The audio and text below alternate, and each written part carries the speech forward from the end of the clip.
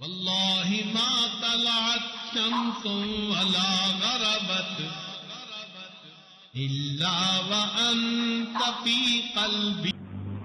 الحمد لله وكفى وسلام على عباده الذين اصطفى.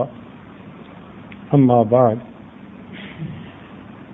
أعوذ بالله من الشيطان الرجيم. بسم الله الرحمن الرحيم. أفمن شرح الله صدره للإسلام فهو على نور من ربه.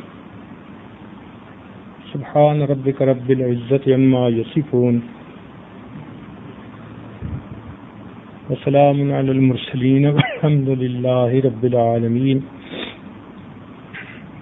اللهم صل على سيدنا محمد وعلى آل سيدنا محمد وبارك وسلم. قرآن مجید کی آیت جس کا مفہوم ہے کہ وہ جس کے سینے کو ہم نے اسلام کے لیے کھول دیا، فہو علی نور من ربی، وہ اپنے رب کی طرف سے ایک نور پر ہوتا ہے، یعنی اس کے سینے میں ایک نور آ جاتا ہے، اس کو ایک روشنی ہدایت کی مل جاتی ہے، ایک نور ایمان نصیب ہو جاتا ہے، تو اس کا دل اسلام کے لیے کھل جاتا ہے، اس کا سینہ کھل جاتا ہے. اس کو کہتے ہیں شرح صدر نصیب ہو جانا، کہ انسان دین پر عمل کرے مگر طمانیت قلب کے ساتھ، دل کی چاہت کے ساتھ. ادھر ٹرانسلیٹ کر دیا جائے.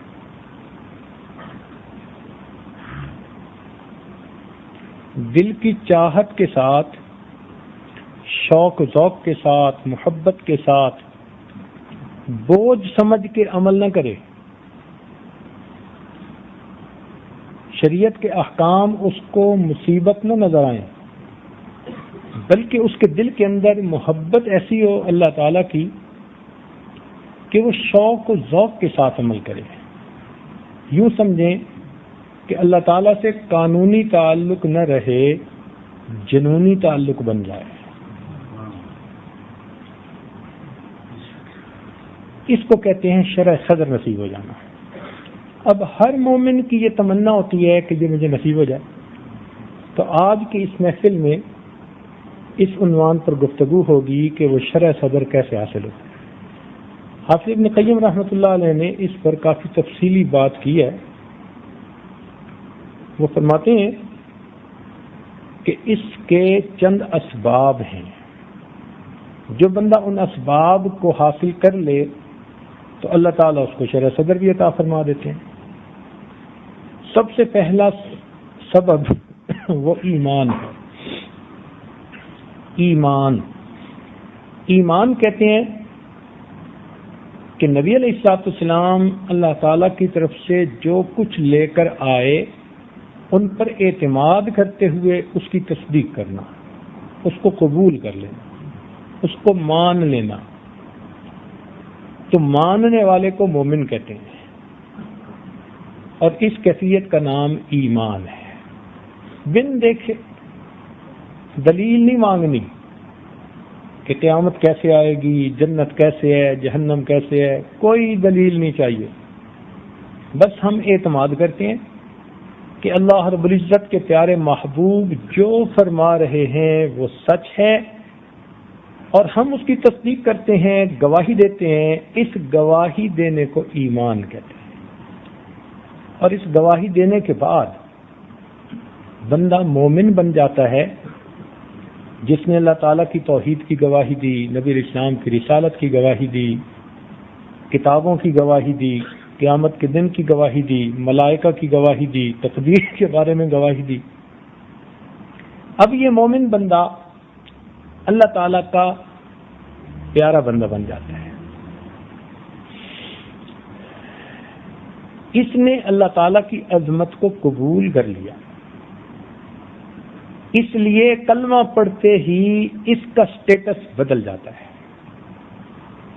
اللہ تعالیٰ کی نظر میں بندوں کی تقسیم دو طرح کی. ارشاد فرمایا هو الذی خلقکم فمنکم کافر ومنکم مؤمن، وہ ذات جس نے تمہیں پیدا کیا، تم میں سے کچھ ماننے والے ہیں اور کچھ انکار کرنے والے ہیں۔ جو ماننے والے ہیں اللہ تعالیٰ کو ان سے ذاتی محبت ہے، اور کفر اور کافری سے اللہ تعالیٰ کو ذاتی عداوت ہے۔ یہ بات بہت اچھی طرح اپنے دلوں میں بٹھا لیجیے کہ اللہ تعالیٰ کو ایمان والوں سے ذاتی محبت ہے، اور کفر اور کافری سے اللہ تعالیٰ کو ذاتی عداوت ہے۔ اس لیے جس نے بھی کلمہ پڑھا اس کو اللہ تعالیٰ کے ساتھ ایک ولایت کا تعلق مل گیا۔ چنانچہ اللہ تعالیٰ نے ارشاد فرمایا اللہ ولی الذین آمنوا۔ اب دیکھیے حق تو یہ بنتا تھا کہ مومن کلمہ پڑھ رہا ہے تو یوں کہا جاتا کہ یہ ایمان والا اللہ کا دوست ہے، یوں بات کی جاتی، مگر قربان جائیں محبت کچھ اور چاہتی ہے۔ اللہ تعالیٰ کو یہ بندہ اتنا پیارا لگا کہ اس پروردگار عالم نے نسبت اپنی طرف فرمائی کہ اللہ ولی الذین آمنوا، اللہ تعالیٰ دوست ہے ایمان والے کا۔ لو بھائی، وقت کا ایک بادشاہ اگر کسی نوکر کے بارے میں کہے کہ میں اس کا دوست ہوں تو اس نوکر کے تو مزے ہوتے ہیں، اس سے بڑی تو اس کی عزت کوئی ہو ہی نہیں سکتی۔ تو نوکر کی تو بادشاہ کے ساتھ پھر بھی کوئی حیثیت ہے، ہماری تو اللہ تعالیٰ کے سامنے وہ حیثیت بھی نہیں ہے۔ وہ پروردگار تو بہت عظیم ہے۔ اب اس پروردگار عالم کا یوں فرما دینا کہ اللہ ولی الذین آمنوا، اللہ تعالیٰ دوست ہے ایمان والوں کا، تو یہ مومنین کے لیے بہت بڑے اعزاز کی بات ہے۔ اللہ تعالیٰ کو ایمان والوں سے ذاتی محبت ہے۔ بایزید بستامی رحمۃ اللہ سے کسی نے پوچھا کہ جی اللہ تعالیٰ کو ایمان والوں سے ذاتی محبت ہے تو اس کی کوئی دلیل؟ انہوں نے کہا دلیل قرآن مجید میں سے۔ تو جب دلیل قرآن مجید سے ملے تو مزہ آ جاتا ہے۔ اس نے کہا جی وہ کیسے؟ کہنے لگے دیکھیں جی محبت کی دلیل یہ ہوتی ہے کہ انسان اپنے محبوب کو جتنا مرضی عطا کرے، اپنے محبوب کو جتنا مرضی عطا کرے اس کو تھوڑا سمجھتا ہے، کہتے نہیں میں نے تو کچھ بھی نہیں دیا، حالانکہ وہ کتنا دے گا تھوڑا سمجھے گا۔ اور اس کے بدلے میں محبوب اگر اسے تھوڑی سی بھی کوئی چیز بھیج دے تو اس کو تھوڑا نہیں سمجھتا، خوشی سے پھولا نہیں سماتا، میرے محبوب نے مجھے یہ بھیجا۔ تو محبوب کی چھوٹی چیز بھی زیادہ نظر آتی ہے اور اپنی دی ہوئی زیادہ چیز بھی تھوڑی نظر آتی ہے۔ جب یہ اصول طے ہو گیا تو دیکھیے اللہ تعالیٰ نے اپنے بندوں کو کتنی نعمتیں دی۔ وَإِن تَعُدُّوا نِعْمَةَ اللَّهِ لَا تُحْصُوهَا، اگر تم اللہ تعالیٰ کی نعمتوں کو گننا چاہو تو تم گن بھی نہیں سکتے۔ تو اللہ تعالیٰ نے ان گنت نعمتیں اپنے بندوں کو دینے کے بعد فرمایا قُلْ مَتَاعُ الدُّنْيَا قَلِيلٌ، آپ فرما دیجئے دنیا کی متاع تو تھوڑی سی ہے۔ اتنا دے کے بھی اسے تھوڑا کہا، جبکہ بدلے میں بندے نے اپنے پروردگار کو یاد کیا، اس کا ذکر کیا۔ اب بندے کی عمر بھی محدود، اس کا عمل بھی محدود، مگر چونکہ پیارا لگتا ہے اس لیے اس کو تھوڑا بھی زیادہ نظر آیا۔ چنانچہ ارشاد فرمایا وَالذَّاكِرِينَ اللَّهَ كَثِيرًا وَالذَّاكِرَاتِ، کثرت کے ساتھ ذکر کرنے والے مرد اور عورتیں۔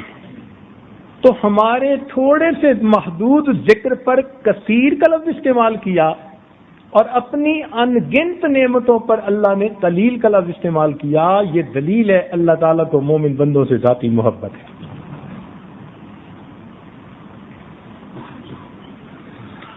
اسی لیے اللہ تعالیٰ فرماتے ہیں یحبہم ویحبونہ۔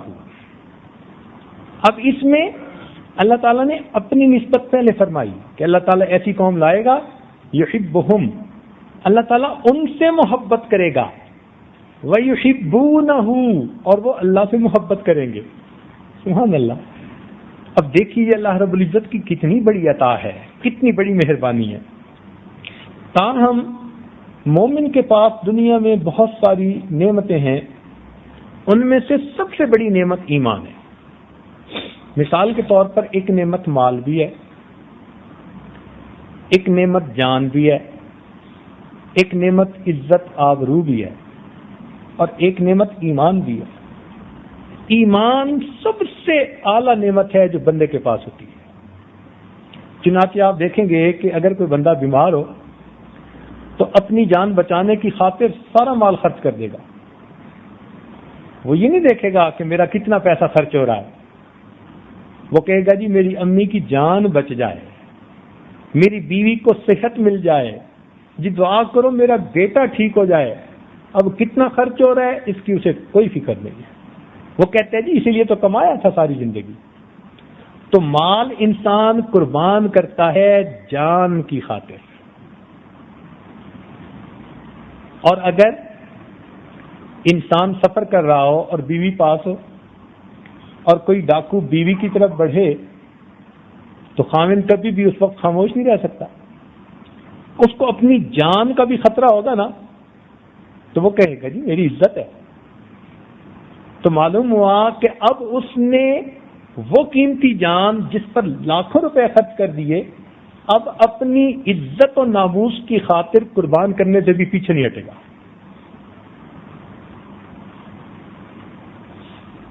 تو معلوم ہوا کہ عزت جان سے بھی زیادہ عزیز ہوتی ہے۔ اور ایک نعمت ہے ایمان، اس کو بچانے کے لیے انسان اپنا مال، اپنی جان، اپنی عزت سب کچھ قربان کر سکتا ہے۔ ایمان ایسی نعمت ہے۔ چنانچہ ایک عیسائی بادشاہ کے دربار میں ایک صحابی گئے، شاہ روم کے دربار۔ اس نے بات کرتے ہوئے کہا کہ اگر تمہارے خلیفہ اپنی بیٹی کا نکاح میرے ساتھ کر دیں تو میں مسلمان ہو جاؤں گا۔ اس صحابی نے کہا بھئی یہ فیصلہ میں تو نہیں کر سکتا۔ اس نے کہا اچھا لیکن ان کو میرا پیغام دے دینا۔ چنانچہ وہ صحابی جب مدینہ طیبہ آئے تو انہوں نے عمر لانوں کو بتایا کہ جی اس بادشاہ نے گفتگو کی، اور دوران گفتگو اس نے کہا کہ اگر تمہارے خلیفہ اپنی بیٹی کا نکاح کر دیں تو میں مسلمان ہونے کو تیار ہوں۔ تو عمر لانوں نے کہا کہ بھئی تم نے ہاں کیوں نہ کر دی؟ تو وہ کہنے لگے جی میں کیسے کر سکتا تھا آپ سے پوچھے بغیر؟ تو فرمانے لگے کہ کیا عمر کی بیٹی کی عزت کسی کے ایمان لانے سے بھی زیادہ قیمتی ہے؟ چنانچہ انہوں نے پھر اپنی بیٹی سے پوچھا۔ تو اس سے پتہ چلتا ہے کہ انسان اپنے ایمان کی خاطر اپنا سب کچھ قربان کر سکتا ہے۔ یہ چیز اچھی طرح ذہن میں رکھیں۔ آج کل فتنے کا دور ہے، اکثر دیکھا گیا کہ سب سے پہلے ایمان ہاتھوں سے جا رہا ہے، کیونکہ قدر و قیمت کا پتہ نہیں ہے۔ ہمارا حال وہ شیخ سعدی والا ہے کہ اس کو والدہ نے سونے کی انگوٹھی پہنا دی، اور وہ فرماتے ہیں کہ میں چھوٹا تھا کھیلنے کے لیے باہر نکلا تو ایک ٹھگ مل گیا، اس نے دیکھا کہ ہاتھ میں سونے کی انگوٹھی تو اس نے گڑ کی ڈلی نکالی اور مجھے کہتا ہے کہ اپنی انگوٹھی کو چوسو ذرا۔ میں نے زبان لگائی تو بے ذائقہ، کہتا ہے اس کو چوسو۔ جب اس کو چوسا تو میٹھا، کہتا ہے میٹھی چیز لے لو پھیکی چیز دے دو۔ تو کہتے ہیں میں اتنا چھوٹا نادان تھا کہ میں تیار ہو گیا، چنانچہ میں نے گڑ کی ڈلی لے لی، سونے کی انگوٹھی دے لی۔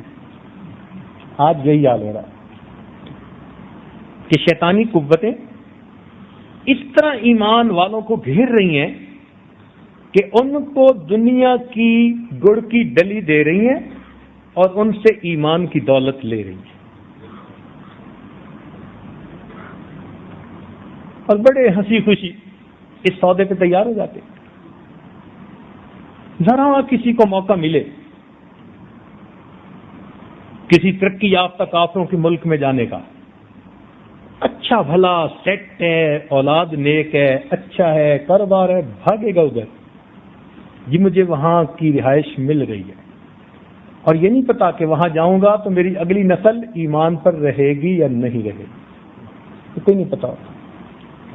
یہ کیوں فیصلے بندہ کرتا ہے؟ جب ایمان کی ویلیو کا پتہ نہیں ہوتا، اور جب اہمیت کا پتہ ہو پھر ساری دنیا کی نعمتوں کو ٹھوکر مار دیتا ہے، کہتے ہیں کہ میں خشک روٹی کھا کر گزارا کر لوں گا، میں اپنے ایمان کا سودا نہیں کر سکتا۔ تو ایمان بہت قیمتی نعمت ہے۔ اس لیے نبی اسلام نے ایک حدیث میں صحابی رضی اللہ عنہ کو فرمایا کہ اگر تجھے ایمان سے ہٹانے کے لیے کوئی پھانسی دے دے یا آگ میں بھی ڈال دے تو تو اپنے ایمان سے پیچھے مت ہٹنا۔ اور ہم بھی دلوں میں یہی نیت رکھیں کہ اے اللہ ہم آزمائش کے قابل نہیں ہیں، لیکن ہماری نیت یہ ہے کہ ہم ہر چیز قربان کر سکتے ہیں مگر ہم ایمان کی حفاظت کرتے ہیں، اور اس کی حفاظت میں اے مالک تو ہماری مدد فرما دینا۔ ایمان کے بارے میں متفکر رہا کریں۔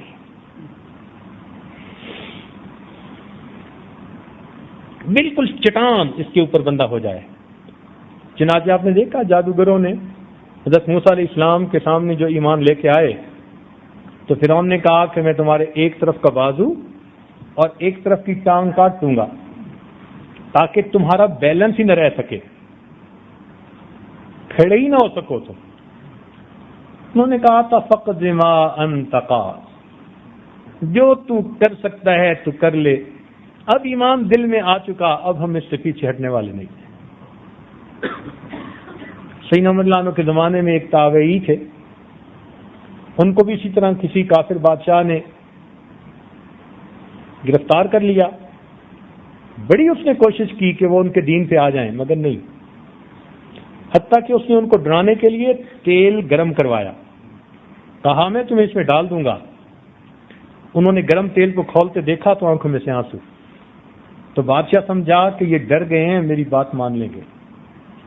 تو اس نے کہا جی کہ آپ میری بات مان لیں، میں آپ کو نہیں ڈالتا۔ کہنے لگے بدبخت، کیا تو سمجھتے ہے کہ میں اس لیے ڈر رہا ہوں کہ تو مجھے ڈال دے گا؟ تو پھر رو کیوں رہے ہو؟ کہنے لگے رو تو اس لیے رہا ہوں کہ مجھے خیال آیا میرے جسم میں ایک جان ہے، تو مجھے ڈالے گا، میری جان چلی جائے گی، اے کاش آج جتنے میرے بدن پر بال ہیں اتنی جانیں ہوتی، اتنی مرتبہ تو مجھے ڈالتا، میں اتنی جانوں کا نذرانہ اپنے رب کو پیش کر دیتا۔ ان لوگوں کو ایمان کی قدر و قیمت کا پتہ تھا۔ چنانچہ سیدنا صدیق اکبر رضی اللہ عنہ کے زمانے میں مسیلمہ کذاب ایک جھوٹا نبی پیدا ہوا اور اس کے ساتھ پھر صدیق اکبر رضی اللہ عنہ کو فوجیں بھیجنی پڑی۔ ایک مومن تھے، تابعی تھے، ابو مسلم خولانی رحمت اللہ علیہ، وہ کہیں اس کی فوجوں کو قابو آ گئے تو مسیلمہ کذاب نے کہا کہ بھائی تم مجھے نبی مانو، وہ کہنے لگے ہرگز نہیں۔ اس نے کہا میں تمہیں آگ میں ڈلوا دوں گا، کہنے لگے جو مرضی کر۔ چنانچہ اس نے آگ ڈلوائی اور ابو مسلم خولانی رحمت اللہ علیہ کو آگ میں ڈالا۔ اللہ کی شان، اللہ نے امت محمدیہ کے اس غلام کے لیے آگ کو اسی طرح ٹھنڈا کر دیا جیسے ابراہیم علیہ السلام کے لیے ٹھنڈا کیا۔ چنانچہ کافی دیر آگ میں رہنے کے بعد اس پر آگ کا کوئی اثر نہ ہوا تو اس کے قریب کے لوگ تھے، انہوں نے کہا یہ جادوگر ہے، یہ تیرے باقی فالوورز کو بھی ہٹائے گا، اس کو بھگاؤ یہاں سے۔ انہوں نے چھوڑ دیا۔ کچھ عرصے کے بعد ان کے دل میں خیال آیا کہ میرے رب نے مجھ پر اتنا کرم کیا، کیوں نہ میں اپنے محبوب اپنے آقا کی خدمت میں مدینہ طیبہ حاضری دوں۔ چنانچہ یہ نبی علیہ السلام کی خدمت میں حاضری دینے کے لیے روضہ انور پر مسجد نبوی میں آئے۔ انہوں نے نماز پڑھی، عمر رضی اللہ عنہ نے بھی قریب نماز پڑھی۔ تو عمر رضی اللہ عنہ کی عادت تھی کہ وہ بندوں پر نظر رکھتے تھے۔ انہوں نے دیکھا پردیسی سا آدمی ہے تو پوچھا کہاں سے ہو؟ کہنے لگے فلاں علاقے سے۔ کہنے لگے اس علاقے میں سنا ایک آدمی ہے جس کو آگ میں ڈالا ہے مسیلمہ کذاب نے، مگر اللہ نے اس کی حفاظت کر دی۔ تو انہوں نے کہا جی، تو عمر رضی اللہ عنہ فراست تھی، پہچان گئے کہ یہ وہی ہے۔ تو کہنے لگے آپ وہی ہو؟ کہنے لگے جی۔ تو کہنے لگے آؤ میں آپ کو امیر المومنین صدیق اکبر رضی اللہ عنہ سے ملاتا ہوں۔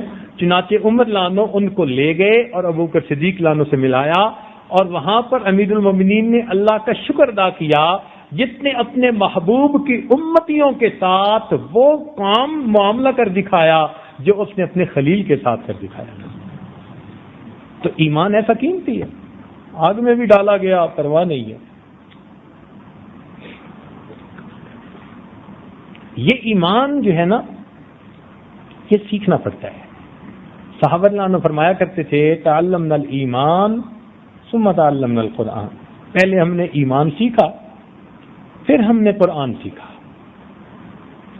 یہ ایک عجیب نعمت ہے ایمان کی، جب انسان کو نصیب ہوتی ہے تو انسان کو سینے میں حلاوت محسوس ہو جاتی ہے، لیکن اس پر انسان کا اگر کچھ لگے نا تو قیمت پھر آتی ہے۔ جب لگتا کچھ نہیں اور ماں باپ نے بچپن میں کلمہ پڑھا دیا اور دیکھا دکھائی ہم وہی کر رہے ہیں جو سب کر رہے ہیں، تو پھر اتنی قدر اس کی نہیں ہوتی۔ اس لیے آپ غور کریں گے کہ جو لوگ خود کلمہ پڑھتے ہیں نا، وہ ایمان کے اوپر بڑے پکے ہوتے ہیں، بہت پکے ہوتے ہیں، اس لیے کہ انہوں نے قربانیاں دی ہوتی ہیں۔ ایک نوجوان لڑکے کو کسی نے دیکھا کہ بڑی قیمتی خوبصورت چادر ہے، اس سے جوتا صاف کر رہا ہے، تو اس نے کہا بھائی خیر تو ہے، بھائی جوتا 10 روپے کا اور یہ قیمتی چادر 100 روپے کی، کیا کر رہے ہو؟ تو کہنے لگا بس جوتا صاف کر رہا ہوں، ضرورت پڑ گئی تھی۔ وہ بھی سمجھدار تھا، اس نے کہا بتاؤ کہ یہ جوتا کس نے خریدا، چادر کس نے خریدی؟ کہنے لگا جوتا میں نے خریدا اور چادر ابو نے خریدی تھی۔ تو چونکہ چادر مفت ملی تھی تو 100 روپے کی چادر کی بھی کوئی ویلیو نہیں، اور 10 روپے اپنے لگے تھے تو جوتا صاف کر رہا ہے اس چادر۔ اسی لیے اس ایمان پر ہمیں خود بھی اپنا جان مال وقت لگانا چاہیے، پھر اس کی قدر و قیمت آئے گی۔ ہمارے تبلیغی بھائی یہی بات تو ساری دنیا میں بتاتے پھر رہے ہیں کہ جان مال وقت لگے گا پھر قدر و قیمت آئے گی، اور یہ بات 100% اپنی جگہ سچی پکی ہے۔ صحابہ رضی اللہ عنہ فرماتے تھے کہ ہم نے ایمان کی حقیقت کو بدر والے دن تلواروں کے سائے کے نیچے سیکھا تھا۔ جب بنا اسباب کے پہنچ گئے تھے نا، اور سامنے لوہے میں ڈوبی فوج کا انما یساقون الی الموت وهم ینظرون، قرآن عظیم الشان گواہی دے رہا ہے کہ ان کو لگتا تھا کہ ہم تو موت کے منہ میں دھکیلے جا رہے ہیں۔ جب سب اسباب پیچھے رہ گئے تھے، اب مسبب الاسباب کی طرف توجہ گئی۔ ایسے ایمان بنتا ہے۔ تو جو ایمان انہوں نے تلواروں کے سائے کے نیچے سیکھا، آج ہم لوگ پنکھوں کی ٹھنڈی ہوا کے نیچے بیٹھ کے سیکھنا چاہتے ہیں۔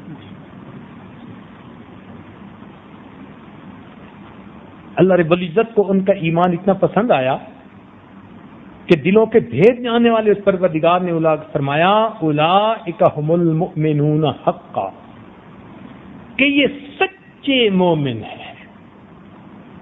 اور پھر اللہ تعالیٰ نے صحابہ کے ایمان کو معیار بنا دیا، باقی لوگوں کے لیے نمونہ بنا دیا۔ فرمایا فَإِنْ آمَنُوا بِمِثْلِ مَا آمَنْتُمْ بِهِ فَقَدْ اهْتَدَوْا، اگر یہ ایمان لائیں جس طرح کے تم ایمان لائے پھر یہ ہدایت پائیں گے۔ تو صحابہ کرام کے ایمان کو اللہ تعالیٰ نے معیار بنا دیا۔ مومن اللہ تعالیٰ کو اتنا پیارا ہے کہ جب تک ایک مومن بھی دنیا میں رہے گا اللہ تعالیٰ قیامت کو قائم نہیں فرمائیں گے۔ ایک بندہ بھی اللہ اللہ کہنے والا جب تک دنیا میں رہے گا اللہ تعالیٰ اس دنیا کی بساط کو نہیں سمیٹیں گے، اس سے آپ ایمان کی طاقت کا اندازہ لگائیے کہ وہ پوری اس دنیا کے محفوظ رہنے کا، سلامت رہنے کا سبب بنا ہوا ہوتا ہے ایک بندے کا ایمان۔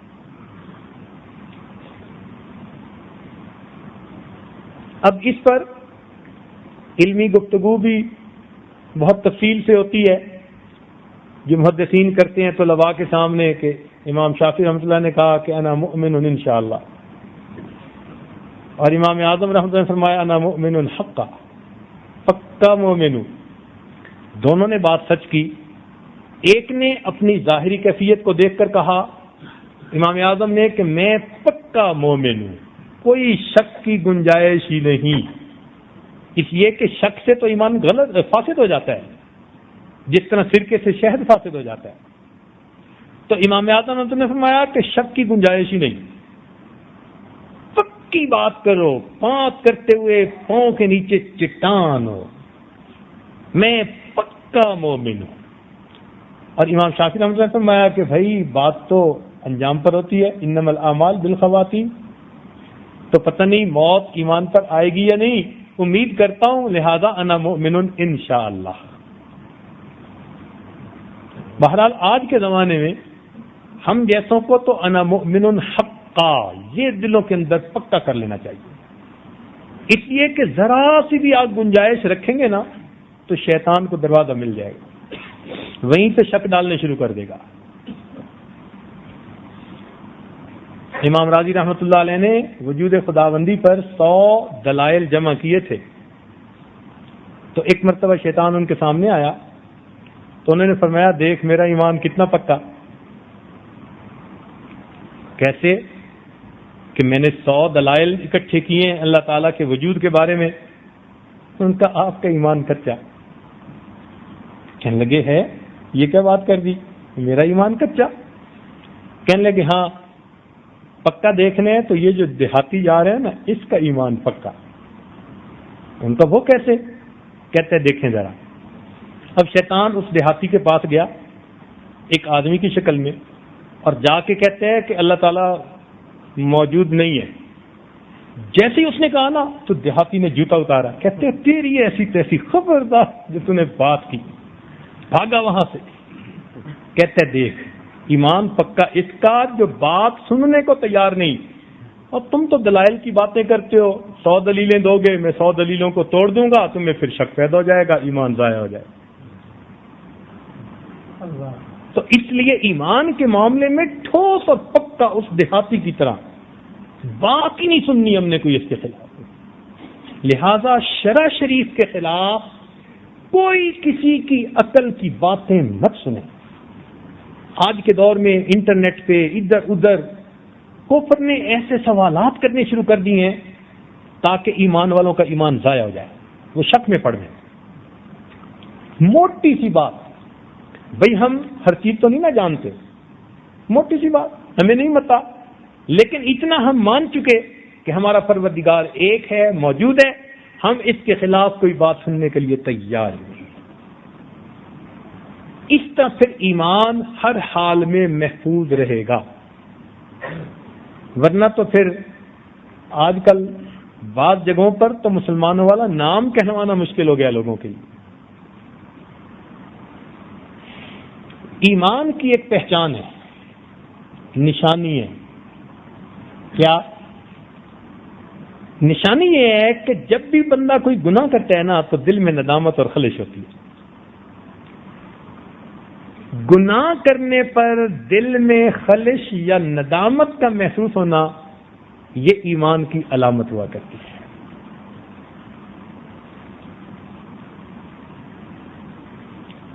ہمارے مشائخ نے لکھا کہ ایمان 3 وجوہات سے ضائع ہوتا ہے۔ بڑی اہم بات، ایمان 3 وجوہات سے ضائع ہوتا ہے۔ سب سے پہلے نعمت اسلام کے ملنے پر اللہ کا شکر ادا نہ کرنا۔ جو انسان اللہ تعالیٰ کا شکر ادا نہیں کرتا کہ اللہ آپ کا شکر ہے آپ نے مجھے ایمان والا بنایا، تو یہ شکر ادا نہ کرنا یہ ایک طرح کی ناشکری ہوئی نا، تو ناشکری سے نعمتیں زائل ہو جاتی ہیں، اس ناشکری سے ایمان بندے سے واپس لے لیا جاتا ہے۔ دوسری بات، نعمت اسلام کے چھننے پر بے خوف ہو جانا، یعنی انسان بے خوف ہو جائے اپنے ایمان کے بارے میں، اس کو دل میں یہ خوف نہ ہو کہ پتہ نہیں میں اس نعمت کو موت تک پہنچا بھی سکوں گا یا نہیں سکوں گا۔ جب یہ خوف دل سے نکل گیا، بے خوف ہو گیا، تو پھر بھی اللہ تعالیٰ اس نعمت سے بندے کو محروم کر دیتے ہیں۔ اور تیسرا، جو شخص مسلمانوں کی دل آزاری کو معمولی سمجھتا ہو، جو شخص مسلمانوں کی دل آزاری کو معمولی سمجھتا ہو، کہتے ہیں مسئلہ ہی کوئی نہیں، اس کا حق مارا، اس کا یہ کیا، اس کا وہ کیا، اور اس کو سمجھا ہی کچھ نہیں، تو فرمایا کہ جو شخص مسلمانوں کی دل آزاری کو معمولی سمجھتا ہو، اس سے اللہ رب العزت اسلام والی نعمت کو واپس لے لیا کرتے ہیں۔ اب ہر بندے کا جی چاہتا ہے کہ میرا ایمان محفوظ رہے، تو اس کے لیے ایک تھمب رول سن لیجئے، موٹا اصول یہ ہے کہ اللہ رب العزت نے ارشاد فرمایا لَإِن شَكَرْتُمْ لَأَزِيدَنَّكُمْ، اگر تم شکر ادا کرو گے تو ہم اپنی نعمتیں اور زیادہ عطا فرمائیں گے۔ لہذا جو مومن ایمان پر اللہ تعالیٰ کا زیادہ سے زیادہ شکر ادا کرے گا، اللہ تعالیٰ اس کو محروم نہیں ہونے دیں گے، اس کے ایمان کو روز بروز بڑھاتے چلے جائے گے۔ تو ایمان محفوظ کرنے کا سب سے بہترین دستور روزانہ اللہ تعالیٰ کا شکر ادا کریں، میرے مولا آپ نے مجھے کلمہ پڑھنے کی توفیق عطا کی، یہ آپ کا احسان ہے، یہ آپ کی مہربانی ہے، میں آپ کا اس پر لاکھ لاکھ شکر ادا کرتا ہوں۔ جتنا ہم اس پر اللہ تعالیٰ کا شکر ادا کریں گے، اتنا اللہ رب العزت ہمارے ایمان کی حفاظت فرمائیں گے، اور ہم موت تک اس کی حفاظت کے ساتھ دنیا سے چلے جائیں گے۔ تو فرماتے ہیں کہ پہلی چیز ہے ایمان لانا، اور دوسری چیز ہے علم کا حاصل کرنا۔ علم سے مراد علم دین۔ علم دین ایک روشنی ہے، چنانچہ نبی علیہ السلام نے فرمایا العلم نور، علم ایک نور ہے، ایک روشنی ہے، لہذا اس نور کو حاصل کرنے کے لیے ہر مومن کو کوشش کرنی چاہیے۔ ہر بندہ تفصیلی علم تو حاصل نہیں کر سکتا، مگر یہ کہاں لکھا ہوا ہے کہ ہم ساری عمر جاہل ہی رہیں؟ یہ بھی تو کہیں نہ لکھا ہوا۔ لہذا جو جس درجے میں علم حاصل کر سکتا ہے وہ کرتا رہے۔ نبی الاسلام نے فرمایا اطلب العلم من المہد الی اللحد، علم حاصل کرو پنگھوڑے سے لے کر قبر میں جانے تک۔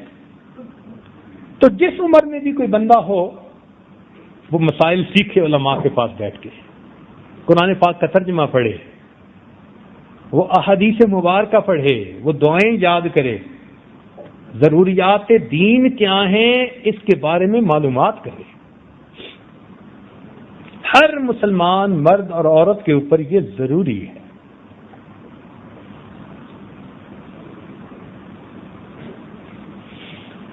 علم معلومات کا نام نہیں بلکہ ایک نور کا نام ہے۔ چنانچہ امام شافعی رحمۃ اللہ علیہ جب گئے تھے امام مالک رحمۃ اللہ علیہ کے پاس، تو انہوں نے دیکھ کر فرمایا تھا کہ اے نوجوان، میں تیرے سینے میں ایک نور دیکھتا ہوں، تم اس نور کی حفاظت کرتے رہنا۔ وہ علم کا نور تھا جو اللہ نے ان کے سینے میں عطا فرما دیا تھا۔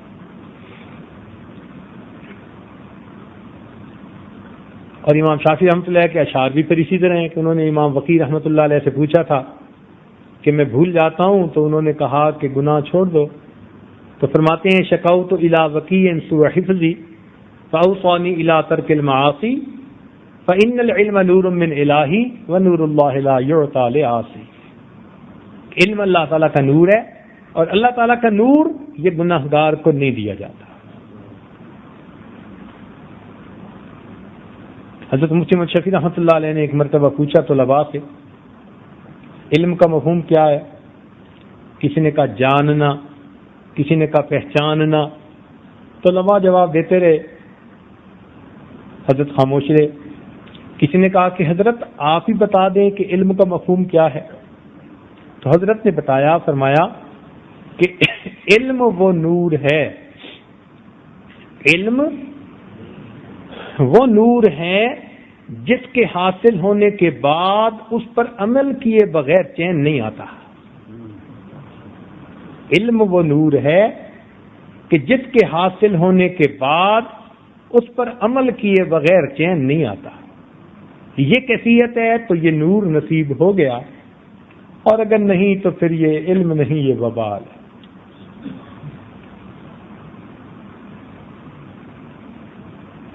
چنانچہ ہمارے اکابر نے لکھا ہے کہ جب دارالعلوم دیوبند میں پڑھانے والے بھی صاحب نسبت ہوتے تھے، پڑھنے والے بھی کئی صاحب نسبت ہوتے تھے، تو فرماتے ہیں کہ اس وقت طلباء کا یہ حال ہوتا تھا کہ جب دارالحدیث سے حدیث کا سبق پڑھ کے نکلتے تھے تو ان کے چہروں پہ اتنا نور ہوتا تھا کہ باہر نکلنے والے لوگ، دیکھنے والے لوگ یوں سمجھتے تھے کہ یہ معتکف حضرات ہیں جو اعتکاف کے بعد واپس نکل رہے ہیں.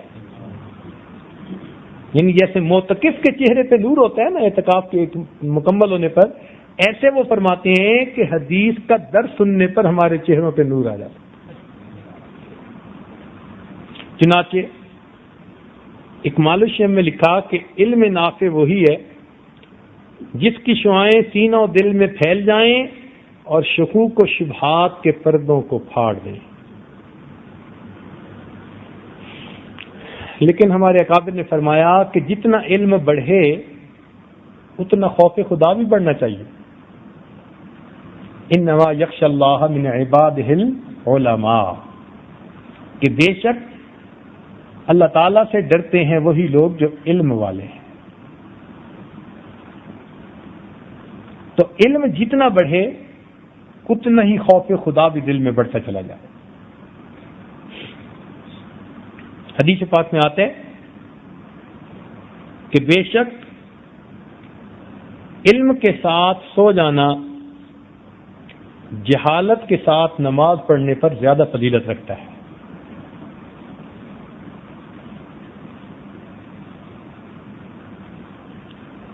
چنانچہ حدیث پاک میں آتا ہے کہ جب کوئی آدمی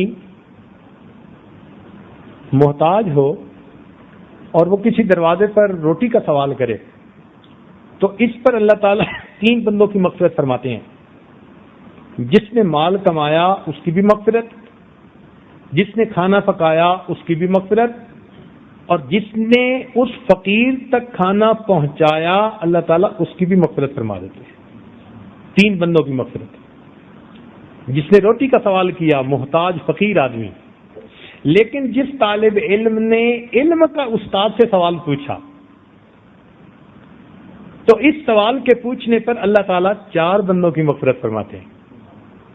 سب سے پہلے سوال پوچھنے والے کی مغفرت ہو جاتی ہے، دوسرا جواب دینے والے کی بھی مغفرت ہو جاتی ہے، استاد کی، تیسرا جو گرد بیٹھے ہوتے ہیں محفل میں سننے والے ان کی بھی اللہ مغفرت کر دیتے ہیں، اور چوتھا جو اس محفل کے انعقاد کا ذریعہ بن رہے ہیں وہ معاونین حضرات اپنے گھروں میں بیٹھے ان سے محبت رکھنے کی وجہ سے ان کی بھی مغفرت کر دی جاتی ہے. تو اس سے اندازہ لگائیے کہ اللہ رب العزت کو علم کا حاصل کرنا کتنا محبوب ہے. تو پہلی چیز ایمان، اور دوسری چیز علم، اور تیسری چیز محبت الہی دل میں ایسی سما جائے کہ ماں سوا کی محبت کو دل سے ختم کر دے.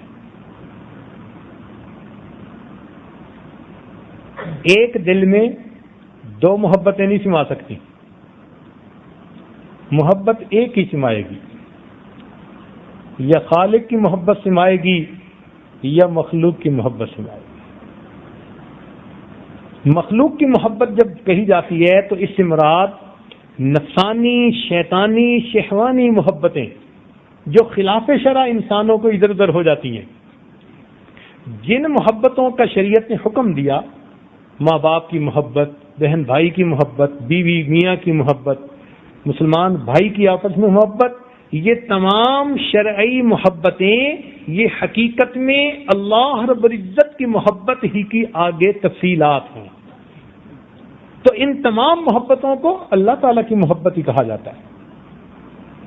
جب ہم ما سوا کی محبت کی بات کرتے ہیں نا، غیر کی محبت، اس سے مراد ہوتا ہے کہ شریعت کے دائرے سے نکل کر لذتوں کی خاطر، شہوتوں کے پیچھے لگ کر، شیطانی ہوس کے اندر لگ کر جو انسان کو تعلقات ہوتے ہیں، اس سے وہ محبتیں مراد ہیں.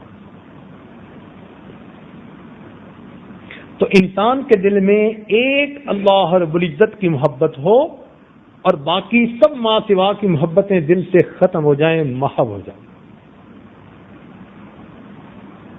یعنی اللہ سے محبت ہو، اور اگر کسی سے محبت ہو تو اللہ رب العزت کی وجہ سے محبت ہو، ما سوا کی محبت ختم ہو جائے. اس کیفیت کو حاصل کرنے کے لیے محنت کرنی پڑتی ہے. اس کیفیت کو سیکھنے کے لیے مشائخ کی صحبت میں وقت گزارنا پڑتا ہے، ٹریننگ لینی پڑتی ہے، ہاسپٹلائز ہونا پڑتا ہے، کورس لینا پڑتا ہے. جیسے اینٹی بایوٹک کے کورسز ہوتے ہیں نا، تو اللہ والے بھی اسی طرح کورس کرواتے ہیں روحانی بیماریوں کے دور ہونے کے. پھر یہ ہوتا ہے کہ ان کے پاس کچھ وقت گزارنے کے بعد بندے کے دل میں اللہ رب العزت کی محبت بھر جاتی ہے. جیسے مقناطیس کے پاس لوہا رہے تو اس میں بھی مقناطیسیت آ جاتی ہے، اسی طرح اللہ والوں کی صحبت میں بیٹھ کر بندے کے دل میں بھی اللہ رب العزت کی محبت بھر جاتی ہے. اور اگر کوئی بندہ یہ سمجھے کہ جی میری نفسانی محبتیں بھی چلتی رہیں اور مجھے اللہ تعالیٰ کی محبت بھی مل جائے، تو اللہ تعالیٰ نے ارشاد فرما دیا ما جعل اللہ لرجل من قلبین فی جوفی. اللہ تعالیٰ نے کسی انسان کے سینے میں دو دل نہیں رکھے کہ ایک دل رحمان کو دے دے اور دوسرا دل نفس اور شیطان کو دے دے. فرمایا نا، دل ایک ہے اور ایک ہی کے لیے ہے. دل ایک ہے اور ایک ہی کے لیے. یہاں ایک ہی کا معاملہ ہے. اس ایک کی محبت دل میں بٹھا لینا، اسی کو توحید کہتے ہیں. اس لیے اللہ تعالیٰ کو شرک سے بہت زیادہ نفرت ہے. ارشاد فرمایا کہ جو گناہ کر کے آؤ گے میں چاہوں گا تو بخش دوں گا، لیکن میں شرک کو کبھی معاف نہیں کروں گا. جیسے مرد کی غیرت بھی گوارا نہیں کرتی کہ اس کی بیوی کے دل میں اس کی محبت کے علاوہ بھی کسی کی محبت ہو، خامد کبھی گوارا نہیں کرتا. کیوں جی؟ اگر کسی کی بیوی کہے جی میں آپ کی بھی بیوی ہوں تو وہ شاباش دے گا یا جوتے مارے گا؟ کافر ہوگا تو ہو سکتا ہے اس کو حلوائی کھلا دے، لیکن مومن کے معاملہ تو اور ہوتا ہے. کبھی مومن برداشت نہیں کر سکتا. مومن کہے گا کہ تم کہو میں آپ کی ہی بیوی ہوں، آپ ہی کی بیوی ہوں. اور اگر کہے گی جی میں آپ کی بھی بیوی ہوں تو وہ اس کو کہے گا کہ پھر یہاں سے دفع ہو جاؤ. اللہ رب العزت کا بھی یہی معاملہ، جو کہے کہ اللہ آپ کا بھی بندہ ہوں اور نفس اور شیطان کی بھی چاہتوں کو پورا کرتا ہوں، فرماتے ہیں پھر دفع ہو جاؤ. میں اللہ تعالیٰ کی غیرت گوارا نہیں کرتی کہ مومن اس کے سوا کسی اور کے سامنے اپنا سر جھکائے، سجدہ کرے. محبت کا وہ تعلق جو اللہ تعالیٰ کے ساتھ ہونا چاہیے وہ اس کے غیر کے ساتھ کوئی روا رکھے، اللہ تعالیٰ کو یہ ہرگز پسند نہیں. عورتیں بھی پسند نہیں کرتی. واقعہ لکھا ہے کہ ایک خاتون کو دیکھا کسی نے تو اس نے کہا جی کہ مجھے تو آپ بہت ہی اچھی لگتی ہیں اور مجھے تو آپ سے بڑی محبت ہے. اس نے کہا کہ میری بہن پیچھے آ رہی ہے، وہ مجھ سے بھی زیادہ خوبصورت ہے. تو اس نے لپک کے پیچھے دیکھا تو اس نے جوتا اتار کے سر پہ لگایا. اس نے کہا اگر تم اپنی محبت میں سچے ہوتے تو تم میرے غیر کی طرف کبھی نظر نہ اٹھاتے. تو جب دنیا کی عورت گوارا نہیں کرتی تو اللہ رب العزت کیسے اس چیز کو گوارا فرمائے؟ اس لیے اللہ رب العزت کی ہی محبت بندے کے دل میں ہو، اور باقی تخیلات کے بت جتنے بھی ہیں ان تمام کو انسان دل کی دنیا سے نکال دے. بتوں کو توڑ، تخیل کے ہوں کہ پتھر کے. یہ بت توڑنے ہی پڑتے ہیں، پتھر کے بنے ہوں جو ظاہر میں نظر آتے ہیں، یا اندر تخیل کے بت ہوتے ہیں نا. کسی کے دل میں کزن کا بت پڑا ہے، کسی کے دل میں کلاس فیلو کا بت پڑا ہے، کسی کے دل میں فلاں کا، یہ بھی بت ہوتے ہیں. ما هذه التماثيل التي انتم لها عاكفون. اسی لیے یہ دل کبھی کبھی انسان بت خانہ بنا لیتا ہے،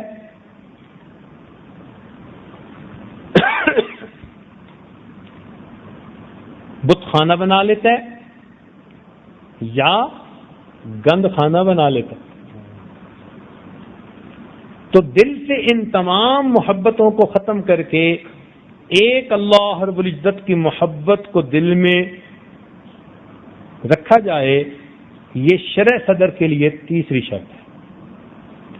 صاحب اکمال الشیخ فرماتے ہیں کہ جب تک قلب نازیبا حرکتوں سے باز نہ آئے اس میں دقائق و اسرار سمجھنے کی اہلیت پیدا نہیں ہوتی. جب تک قلب نازیبا حرکتوں سے باز نہ آئے اس کے اندر دقائق و اسرار سمجھنے کی صلاحیت پیدا نہیں ہوتی. چنانچہ فرمایا، مولانا فرماتے ہیں عشق با مردہ نہ باشد پائیدار، عشق را با حی با قیوم. تو اس لیے محترم سامعین، مرنے والوں اور ڈھلنے والوں سے کیا محبت کرنی. محبت کرے انسان اس ذات کے ساتھ جو حی لا یموت ہے. اس لیے نبی علیہ السلام کے پاس جبریل علیہ السلام آئے، عرض کیا اے اللہ کے محبوب، عش من شئت فإنک میت. جتنا چاہیں زندگی گزاریں ایک دن موت آنی ہے. وأحبب من شئت فإنک مفارق. جس سے چاہیں آپ محبت کریں ایک دن آپ کو جدا ہونا. تو جب دنیا میں جدا ہونا ہی ٹھہرا تو پھر انسان کیوں نہ اللہ تعالیٰ سے محبت کرے. تو مخلوق سے محبت اللہ رب العزت کے لیے ہو. جیسے نبی علیہ السلام کہ آپ کو صدیق اکبر عنہ سے بھی محبت تھی، عائشہ رضی اللہ عنہ سے بھی محبت تھی. ایک حدیث میں آتا ہے کہ کسی نے پوچھا آپ کو سب سے زیادہ پیار کس سے ہے، تو آپ نے فرمایا عائشہ میں سے. اس نے کہا مردوں میں سے، فرمایا عائشہ کے والد سے، صدیق اکبر عنہ سے. مگر وہ محبت دین کے لیے تھی. نبی علیہ السلام نے ایک جگہ پر فرما دیا،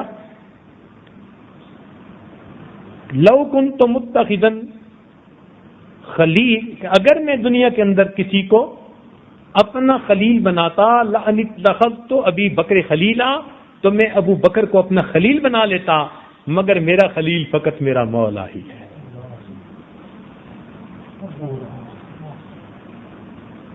تو یہ جو میاں بیوی کا تعلق ہے نا، یہ بھی اللہ رب العزت کی نسبت سے محبت کا تعلق ہے.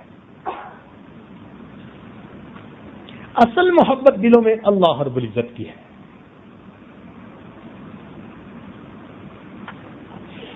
تو اللہ رب العزت سے اس میں بھی زیادتی مانگنی چاہیے.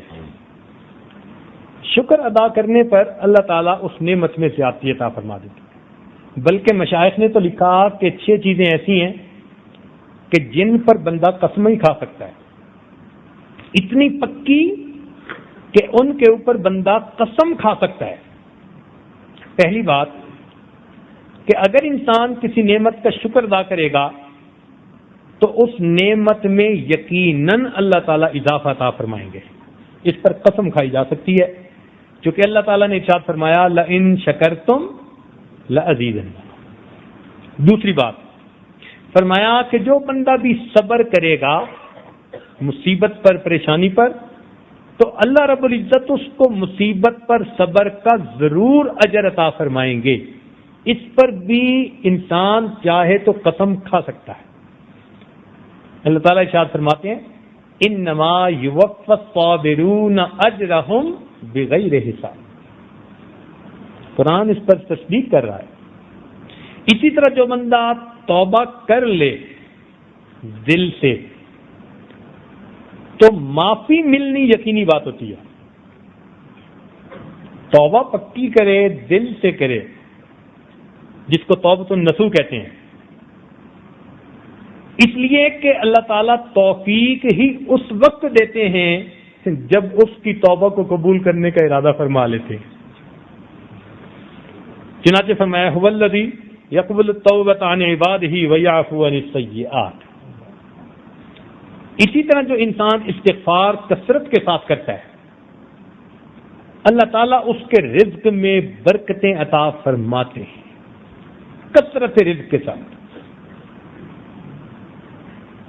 اللہ تعالیٰ اس کو رزق میں یقینی برکتیں عطا فرماتے ہیں. فَقُلْتُ اسْتَغْفِرُوا رَبَّكُمْ إِنَّهُ كَانَ غَفَّارًا يُرْسِلِ السَّمَاءَ عَلَيْكُمْ مِدْرَارًا وَيُمْدِدْكُمْ بِأَمْوَالٍ وَبَنِينَ وَيَجْعَلْ لَكُمْ جَنَّاتٍ وَيَجْعَلْ لَكُمْ أَنْهَارًا. دیکھا. اسی طرح فرماتے ہیں پانچویں چیز کہ دعا کے بعد قبولیت کا ہونا یقینی ہے. دعا کے بعد قبولیت کا ہونا یقینی ہے. توفیق کی تب ملتی ہے جب بندے کو اللہ تعالیٰ قبول فرمانا چاہتے ہیں. اس لیے فرمایا ادعونی استجب لکم، تم دعا مانگو میں تمہاری دعاؤں کو قبول کروں. ہاں الا کہ کوئی ایسا بڑا عمل ہے کہ جس سے دعا ہی بیکار ہو جاتی ہے. جیسے نبی علیہ السلام نے فرمایا کہ اس کا کھانا حرام، اس کا لباس حرام، وہ خلاف کعبہ کو پکڑ کے بھی دعا مانگے تو قبول نہیں ہوتی. اس لیے کہ وہ حرام کی نحوست کی وجہ سے. اگر یہ نحوستیں نہ ہوں اور حلال پاکیزہ زندگی گزارنے والا بندہ اپنے رب سے دعا مانگے اللہ تعالیٰ بندے کی دعا کو کبھی بھی رد نہیں فرمائے گا.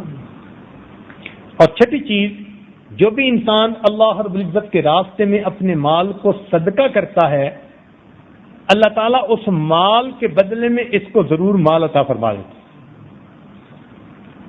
نبی علیہ الصلوۃ والسلام نے حدیث پاک میں قسم اٹھا کر فرمایا، یعنی اللہ رب العزت کے محبوب کا ویسے ہی فرما دینا بڑا کافی تھا کہ ایک سچے کی زبان سے یہ کلمات نکلتے، مگر نہیں، اللہ تعالیٰ کے محبوب نے قسم کھا کر فرمایا کہ صدقہ کرنے سے اللہ تعالیٰ انسان کے مال میں کمی نہیں ہونے دیتے.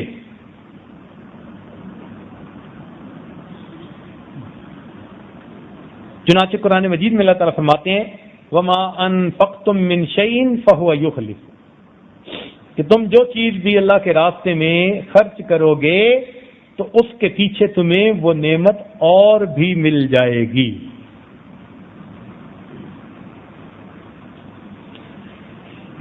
چوتھا سبب فرماتے ہیں کہ اللہ تعالیٰ کا ذکر کثرت کے ساتھ کرنا. اللہ تعالیٰ کا ذکر کثرت کے ساتھ کرنا.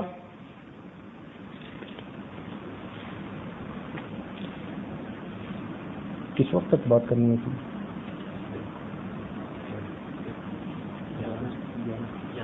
11 بجے تک.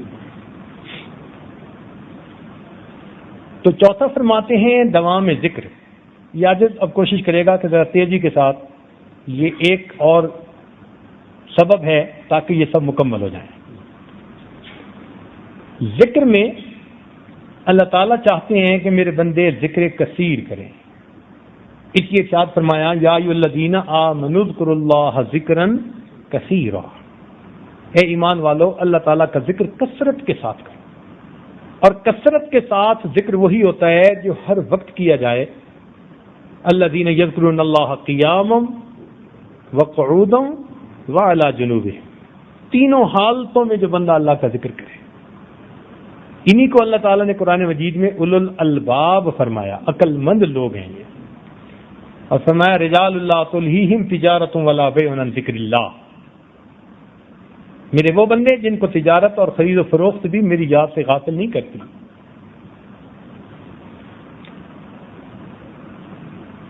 ہمارے مشائخ نے ایک عجیب بات لکھی، وہ فرماتے ہیں کہ بندہ اپنی کیفیت کو پہچان سکتا ہے کہ اللہ تعالیٰ مجھ سے خوش ہیں یا اللہ تعالیٰ مجھ سے ناراض ہے،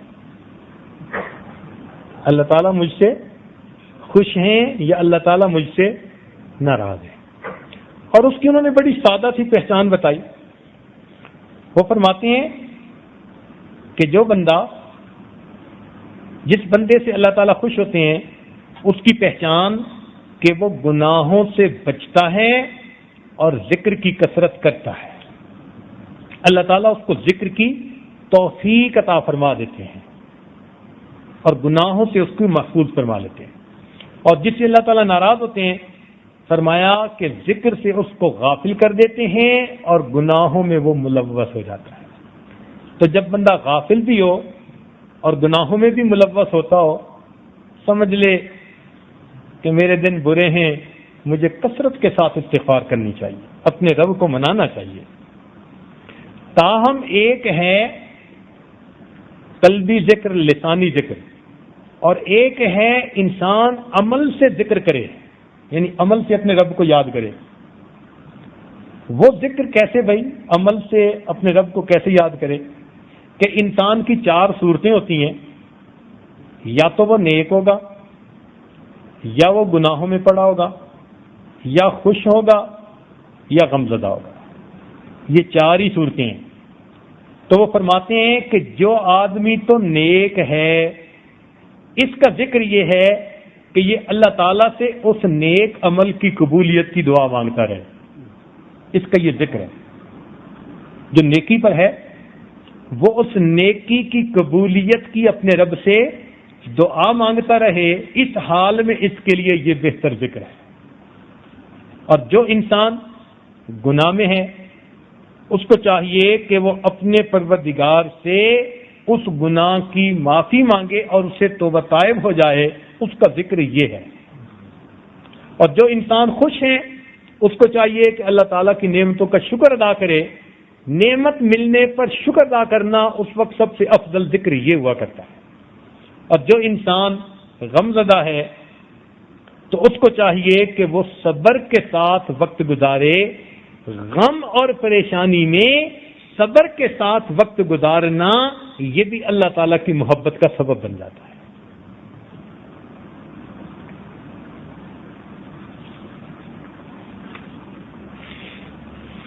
حضرت علی عنہ فرمایا کرتے تھے کہ انسان جو ذکر کرتا ہے نا، وہ 2 ذکروں کے درمیان کرتا ہے۔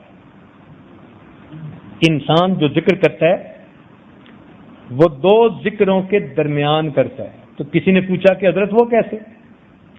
فرمانے لگے کہ ایک تو اللہ تعالیٰ اس کو پہلے ذکر کی توفیق دیتے ہیں، تو توفیق دیتے ہوئے بندے کو یاد کرتے ہیں۔ توفیق دیتے ہوئے بھی تو یاد کرتے ہیں نا۔ اللہ اکبر۔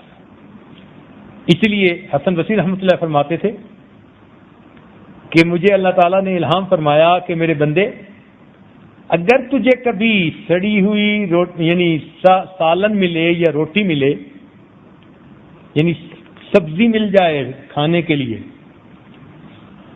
اس کو نہ دیکھنا کہ مجھے کھانے کے لیے کیا ملا، بلکہ اس کو دیکھنا کہ جب میں نے رزق کو تقسیم کیا، اے بندے تو مجھے اس وقت یاد تھا۔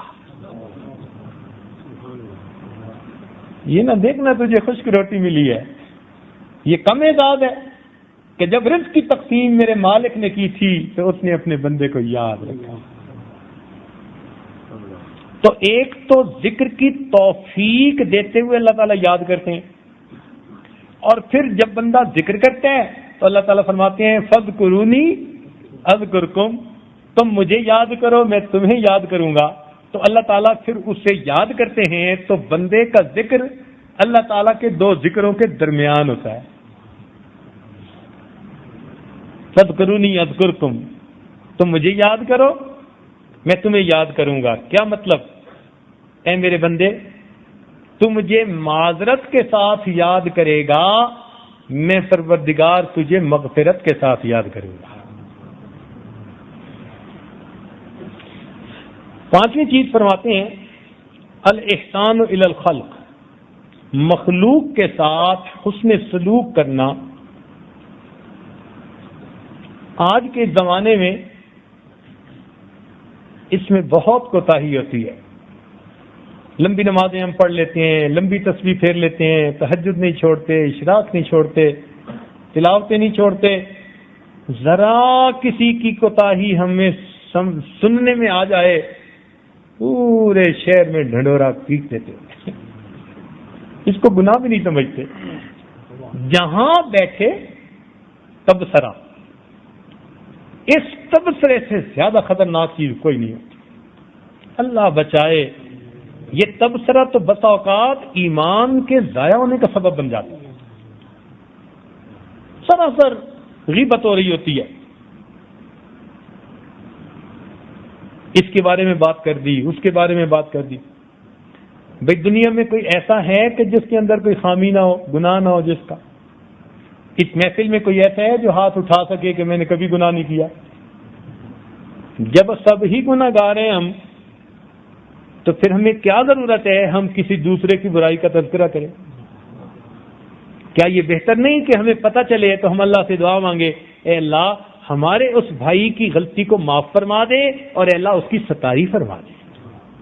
ہم اس کے لیے دعا مانگیں گے، اللہ تعالیٰ اس کو ہمارے لیے قبول فرما لے۔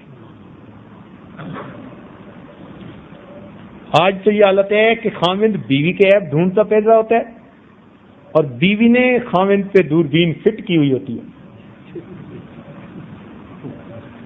پتہ چلنا چاہیے یہ چیز انتہائی خطرناک ہے۔ اس لیے ہم ایسے بن جاتے ہیں کہ اللہ تعالیٰ کے بندوں کے لیے وبال جان بنے ہوتے ہیں۔ غیر انسان کو اتنا پریشان نہیں کرتے جتنا انسان کو اپنے پریشان کر دیتے۔ ایک بندہ مصیبت میں ہوتا ہے اور دوسرے اپنے اس مصیبت کو کئی گنا زیادہ بنا دیتے ہیں۔ دل دکھتا ہے اور دل دکھا کے کوئی اپنے رب کو کیسے راضی کرے گا؟ اسی لیے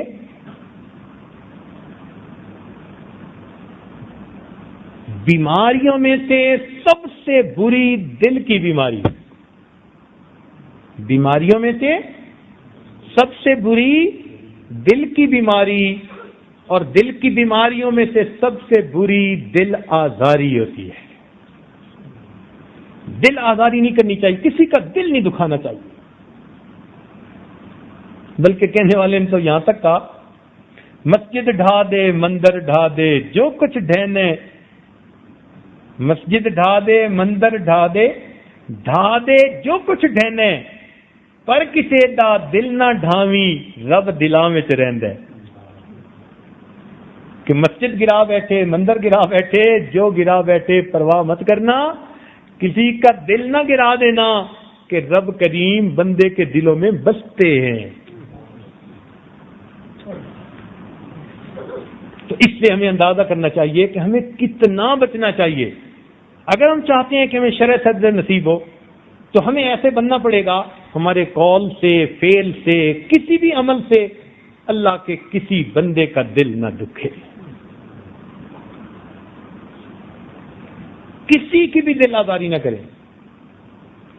دیکھیں جو اللہ والے ہوتے ہیں نا، وہ تو انسانوں کا تو کیا، وہ تو حیوانوں کا بھی دل نہیں دکھاتے۔ انسان تو پھر عظیم ہے، اشرف المخلوقات ہے، حیوانوں کا بھی دل نہیں دکھاتے۔ پھر آتے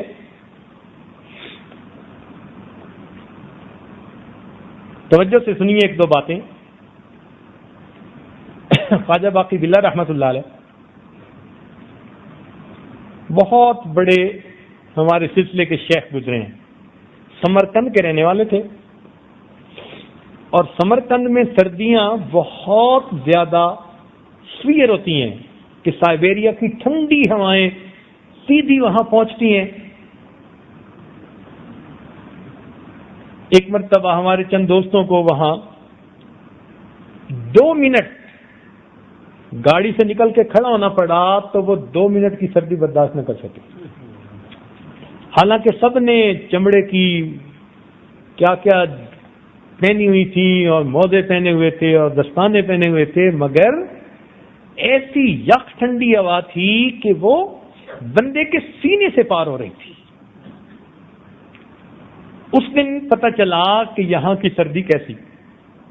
اس سردی کے موسم میں تہجد کے لیے اٹھے اور انہوں نے مصلی پہ جلدی جلدی نفل پڑھے اور پھر سوچا کہ میں لحاف میں جا کر بیٹھ کر باقی ذکر کر لیتا ہوں. جب آئے تو دیکھا کہ لحاف میں ایک بلی آ کر سو گئی تھی.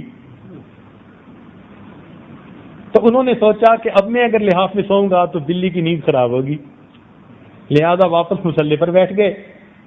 ٹھٹھرتے رہے، بلی کی نیند خراب نہ کی. اللہ رب العزت نے الہام فرمایا کہ تیرے اس مجاہدے کی وجہ سے ہم تجھے ایک ایسا شاگرد عطا کریں گے کہ جس کا فیض پوری دنیا کے اندر پھیلے گا.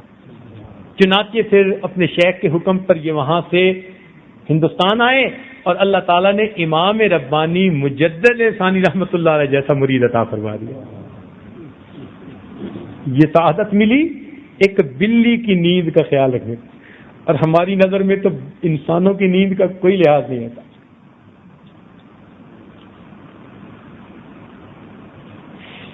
اللہ اکبر کبیرہ. چنانچہ ایک محدث کے بارے میں کتابوں میں لکھا ہے کہ خواب میں ملے. وفات کے بعد کسی نے پوچھا جی کیا بنا؟ فرمانے لگے مغفرت ہو گئی. اس نے کہا جی ہونی تھی، آپ تو حدیث کا درس دیتے تھے، بڑے آپ کے شاگرد. کہنے لگے ان درسوں کی دروس کی وجہ سے میری مغفرت نہیں ہوئی. نہیں کیسے ہوئی؟ کہنے لگے کہ میں ایک مرتبہ حدیث پاک لکھ رہا تھا تو میں نے قلم کے ساتھ جو سیاہی لگائی تو ایک مکھی آ کر بیٹھ گئی. تو میرے دل میں خیال آیا کہ یہ پیاسی ہوگی تو اسے پی لینے دو. میں نے 1 سیکنڈ یعنی 1 لمحہ کے لیے قلم کو روکا کہ یہ سیاہی پی لے. وہ مکھی پی کر اڑ گئی. میرا یہ عمل میرے مالک کو پسند آ گیا، اس پر اللہ نے میرے گناہوں کی مغفرت فرمائی. اب بتائیے کہ مکھی کی پیاس ہماری نظر میں کیا چیز ہے؟ اس پر محدث کی مغفرت ہوتی ہے. تو اگر مکھی اور بلی اور کبوتر اور کتا ان کے واقعات ہیں، اور حدیث پاک میں صحیح حدیث پاک میں آتا ہے کہ زانی عورت تھی اور اس نے ایک پیاسے کتے کو پانی پلا دیا تھا اور کتے نے پانی پی کر جب خوشی کی آواز نکالی تھی، اس کی آواز پر اللہ نے بنی اسرائیل کی زانی عورت کے گناہوں کو معاف فرما دیا تھا. تو ہم اگر کسی اللہ کے بندے کا دل خوش کریں گے تو ہمیں کیا ملے گا بھائی؟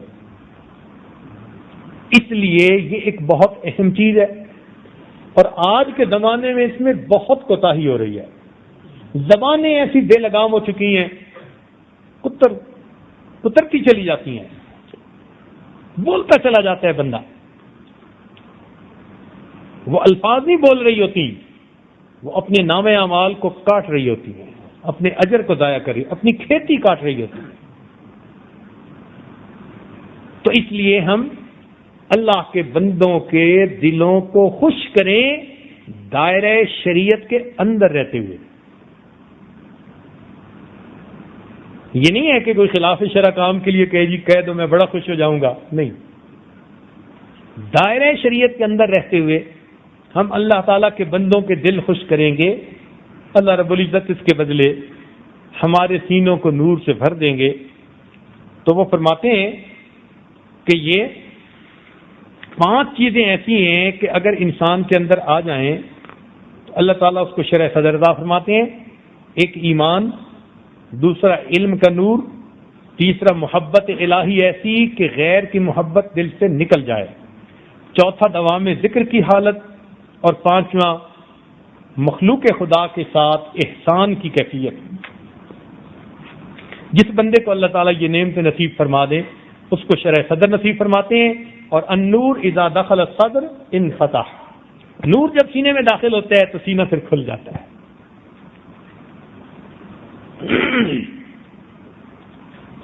ومن يرد الله به خيرا يشرح صدره للاسلام، اللہ تعالیٰ جس سے خیر کا ارادہ فرما لیتا ہے اس کے سینے کو اسلام کے لیے کھول دیتا ہے. تو اللہ تعالیٰ ہمارے سینے کو بھی اسلام کے لیے کھول دے. ہم ان چیزوں کو اپنے اندر پیدا کرنے کی کوشش کریں. اعتکاف میں آ کر بیٹھنے کا مقصد یہی تھا. ہم تجزیہ کریں، جو فارغ وقت ملے گا نا ان 5 باتوں کو سوچ سوچ کے آپ یہ سوچیں کہ میں کہاں کمی کوتاہی کر رہا ہوں اور اس کوتاہی کو میں کیسے دور کر سکتا ہوں. جب ہم اس کے لیے کوشش کریں گے اور دعائیں بھی کریں گے تو اللہ تعالیٰ پھر ہمارے لیے راستہ آسان کر دیں گے. ویسے 2 لفظ ہیں بڑے مشکل ہیں. زبان سے کہہ دینا ایسے جیسے سر پہ پتھر رکھ لینا، اتنے مشکل ہیں وہ بولنے. 2 لفظ آپ کو بتائیں کیوں نہیں؟ 2 لفظ ایک یہ کہنا کہ میں دنیا دار ہوں. توبہ توبہ، اتنا مشکل ہے یہ کہ جیسے سر پہ پتھر اٹھانا آسان اور یہ الفاظ کہنا مشکل کا. نفس راضی نہیں ہوتا یہ ایکسپٹ کرنے کے لیے کہ میں دنیا دار ہوں. آپ ذرا تنہائی میں بیٹھ کے ذرا سوچئے گا اس کے اوپر. نفس راضی نہیں ہوتا، جتنا مرضی ہو کہے گا نہیں میں تو بڑا دیندار ہوں. اس بات کو ایکسپٹ کر لے دل کہ میں دنیا دار ہوں. اس لیے کہ جب دل ایکسپٹ کر لے گا تو پھر بیماری کا علاج بھی ہو جائے گا. مصیبت تو یہ ہے کہ دل قبول ہی نہیں کرتا اس کو، سننے کے لیے تیار نہیں کہ میں دنیا دار ہوں. اور ہم واقعی ہیں، ہمیں اپنے نفس کو یہ بات سمجھانی چاہیے. دنیا دار کس کو کہتے ہیں؟ جس کے دل میں دنیا کی محبت ہوتی ہے. وضاقتہ جو بھی ہو، اور ہمارے دلوں میں دنیا کی محبت ہے ابھی. اس کو نکالنا یہی تو محنت ہے. اور دوسرا، اپنے دل میں یہ سوچنا کہ میں گنہگار ہوں. سرسری طور پہ سب کہہ دیتے ہیں، لیکن اگلا اگر کہہ دینا یار تو بڑا گنہگار ہے تو پھر دیکھو آگے سے کیا جواب ملتا ہے. نفس ان 2 الفاظ کو سننے کے لیے تیار نہیں ہوتا. اور مشائخ خانقاہی ماحول میں بندے کو یہی تعلیم دیتے ہیں کہ تم اپنے نفس کو آمادہ کرو کہ وہ تسلیم کرے کہ میرے اندر گنہگاری بھی ہے، میرے اندر دنیا داری بھی ہے. جب ہم تسلیم کریں گے اب علاج شروع ہو جائے گا. اب اس کو ایکسپٹ کر لیا، اللہ تعالیٰ اس بیماری کا دور ہونا آسان فرما دیں گے. دعا ہے اللہ تعالیٰ اعتکاف کی برکت سے ہمارے دلوں سے دنیا کی محبت کو بھی نکال دے اور گناہوں کی نفرت ہمارے دلوں میں عطا فرما دے. وآخر دعوانا ان الحمدللہ.